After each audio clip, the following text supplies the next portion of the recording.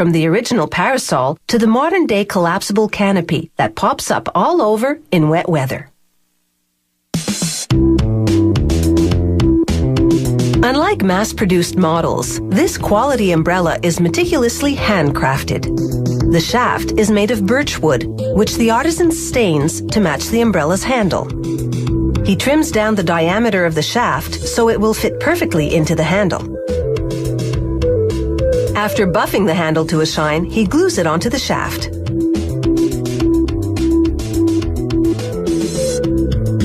The artisan forms two springs from wire made of nickel silver, a type of metal that can withstand extreme tension. He bends one end of the wire into a triangular shape and hammers it flat to ensure a perfect fit in the shaft. He cuts two slots in the shaft, one at the top and one at the bottom.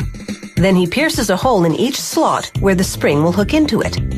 With a bit of stain, he hides the exposed wood. For the umbrella to open and close easily, the springs must fit snugly. So he makes a right angle bend at each end of the spring. That shape sets the correct tension. With a tap of the hammer, the spring now rests firmly inside the slot. After trimming the spring, he purposely overbends, then corrects it to ensure the perfect shape. A small pin prevents the spring from opening fully, holding it inside the shaft. This brass runner is what you slide up the shaft to open the umbrella. A stop pin limits the runner's travel, preventing the canopy from blowing inside out. He fits a length of tying wire around a slot in the runner, then threads the canopy's 8 ribs onto the tying wire. The ribs are made of a type of steel that's strong yet flexible, so they curve into a domed shape when you open the umbrella, then straighten out again when you close it.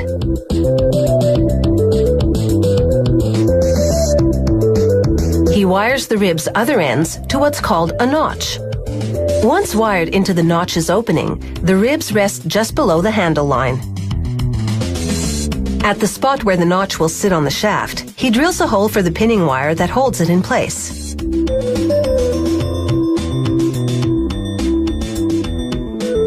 They cut 8 triangular-shaped panels, called gores, from durable nylon. They attach a label, then assemble the canopy by sewing all 8 gores together. A worker now inserts 8 metal tips onto the horizontal mandrel of this machine. It wraps fabric around each tip, then stitches them to 8 locations inside the canopy. These smaller pieces of fabric, called prevents, stop the canopy from chafing against the frame. This decorative rosette hides the point at which the runner and ribs meet.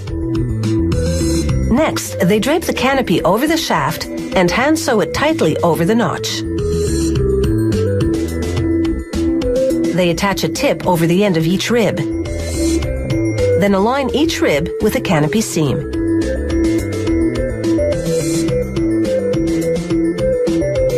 After checking the fabric for imperfections, a worker secures the ribs in position by sewing them to their respective seams.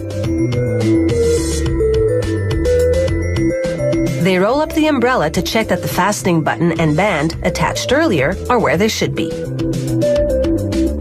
They finish off the umbrella by jamming a decorative ring over the notch. Then they crown the top of the shaft with a ferrule, a brass cap with a protective steel tip. This company embellishes its shafts with a silver-plated band, ideal for engraving the owner's initials.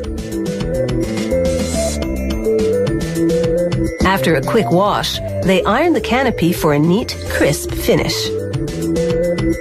The final touch is a matching cover.